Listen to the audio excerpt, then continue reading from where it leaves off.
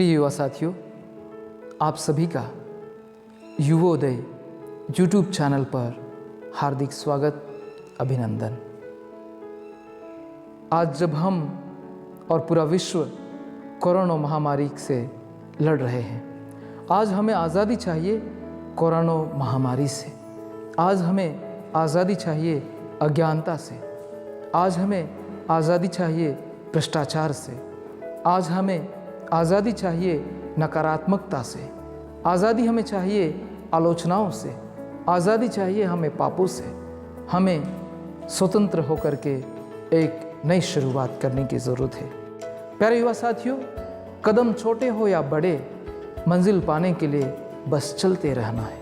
इसी क्रम में मैं हमारे उदयपुर डायसिस के युवाओं के लिए कुछ सुझाव देना चाहूँगा कि किस तरह से हम इस कोरोना महामारी के समय हमारे समय का सदुपयोग करते हुए आगे बढ़ सकते हैं। प्यारे युवा साथियों, सबसे प्रथम बात वो मैं आपके सामने रखना चाहूँगा, आप कुछ न कुछ रचनात्मक कार्य करिए। आप ऐसे कार्य करिए घर बैठ करके, अपने जगहों पर रह करके, कुछ न कुछ रचनात्मक। हाल ही में मैं कुछ युवाओं से मेरी मुलाकात हुई। वो मुझे बता रहे थे कि लॉकडाउन के इस पीरियड में उन्होंने एडिटिंग, म्यूज़िक, ऑनलाइन क्लासेस या फिर कुछ नई बातें जो सीखी, जो उन्होंने कभी देखी नहीं थी, जो उन्होंने कभी अनुभव नहीं की थी। हाँ प्यारे युवा साथियों, ऐसे बहुत कुछ बातें हैं जिन्हें हम सीख सकते हैं। क्यों ना मैं इस लॉकडाउन को या इस समय को एक यादगार समय बनाऊं, कुछ रचनात्मक कार्य के द्वारा, कुछ सृजनात्मक कार्य के द्वारा। क्यों ना मैं मेरे परिवार में, मेरे समाज में, मेरे घर में एक युवा के रूप में पवित्र वचन को घर पर पढ़ करके सुसमाचार आदान प्रदान के द्वारा मेरे परिवार में या मेरे पड़ोसियों के साथ में मैं प्रभु की ओर करीब आ सकता हूँ। क्यों ना मैं दूसरों को प्रेरणा का स्रोत बन सकता हूँ।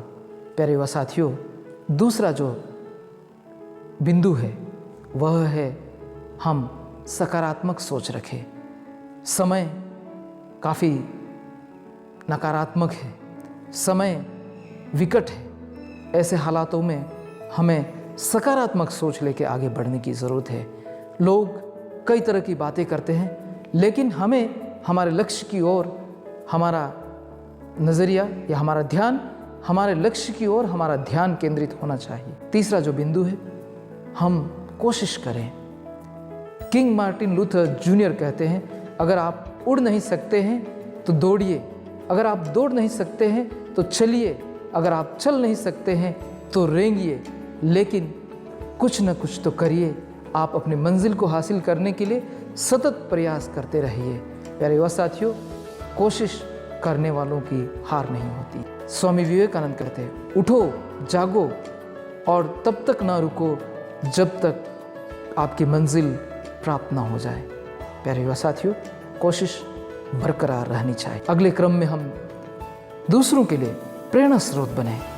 हर युवा कुछ न कुछ नया सीखे, कुछ न कुछ नया करें।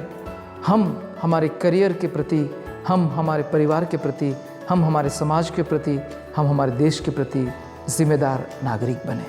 और जिम्मेदार नागरिक बन करके हम संतुलन बनाएं। हम हमारे कार्यों में, हम हमारे जीवन में, हमारे चरित्र में, हमारे व्यक्तित्व में संतुलन बना करके आगे बढ़ें।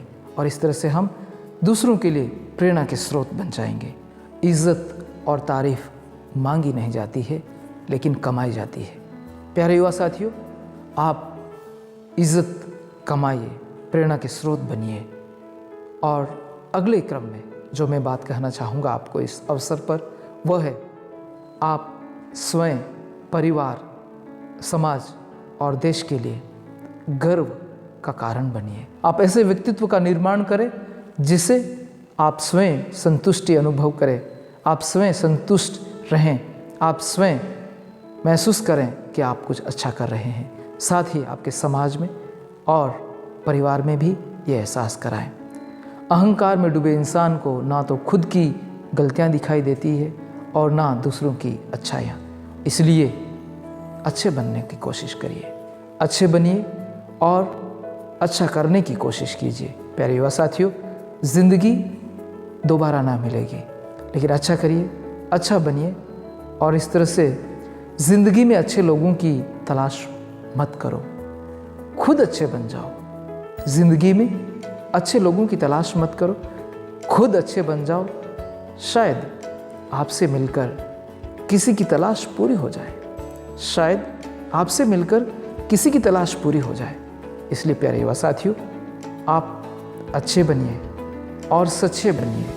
इस तरह से आप अपने जीवन को एक अर्थपूर्ण जीवन बना सकते हैं। इसलिए उदयपुर डायसिस के युवाओं के लिए जो सुझाव हमारे युवा आयोग की ओर से हम देना चाहते हैं वह है, आप सबसे प्रथम प्राथमिकता अपने लक्ष्य को, अपने करियर को रखते हुए आप सृजनात्मक कार्यों की ओर लगे रहें। आप वृक्षारोपण करें अपने गांव में, अपने घर में, अपने शहर में, अपने समाज में। आप पवित्र वचन को अपने परिवार के साथ में पढ़ें। बाइबल या सुसमाचार आदान प्रदान परिवार के साथ में बैठ कर के आप करें। प्रार्थना रोज़री के माध्यम से आप ईश्वर से जुड़े रहें।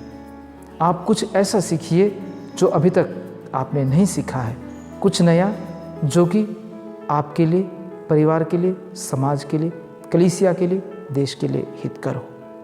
प्यारे युवा साथियों, मैं आशा करता हूँ कि ये जो बिंदु मैंने आपके सामने रखे हैं वे सभी आपके भविष्य को संवारने, आपके लक्ष्य को प्राप्त करने में, आपको सफल एवं कामयाब व्यक्ति, इंसान बनने में मदद करेंगे।